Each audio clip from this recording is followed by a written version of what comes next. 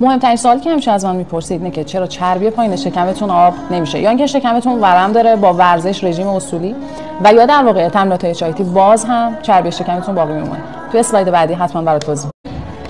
جواب این سوال برمیگرده به سطح کورتیزول توی بدن شما هر چقدر که آدم مضطربی باشید، استرس و اضطراب زیادی رو توی روز متحمل بشید، تنش زیادی رو داشته باشید، دچار کم خوابی باشید، یا حتی اگر که به عنوان یک ورزشکار یا فردی که ورزش شروع می‌کنید با شدت خیلی زیادی بیاید ورزش بکنید و رژیم غیر اصولی خیلی سنگینی رو بگیرید، سطح کورتیزول بدن شما میاد بالا. وقتی که سطح کورتیزول بیاد بالا چه اتفاقی میفته؟ بدن برای محافظت از امع و وحشای شما ذخیره چربی رو دقیقاً توی نواحی شکمی و مخصوصاً جاهایی که حالا کلاً مستعد ذخیره چربی هست، توی خانم‌ها که خب شکم، پهلو و باسن مستعده، بیشتر اونجا تجمع پیدا می‌کنه.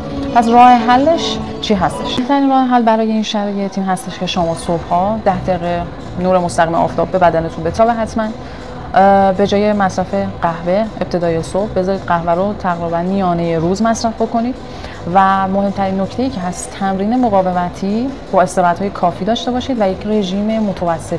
رژیم کالری شمار از نظر من بهترین رژیمی بوده، نتیجه بخش بوده. یه سری از دوستان هم ورم توی ناحیه شکمشون رو تجربه می‌کنن که فکر می‌کنن ناشی از تجمع در واقع چربی است که سخت در اشتباهن. در واقع سطح کورتیزول و استرس بالا عامل اصلی این اتفاق هستش. شما باید مصرف در واقع روغن‌های صنعتی آفتابگردون رو به حداقل برسونید، غذاها رو خیلی خوب بجوید تا اون میزان سطح التهاب توی روده‌هاتون کمتر بشه. آرامش و مدیتیشن چاشنی زندگیتون باشه واقعیت مطلب.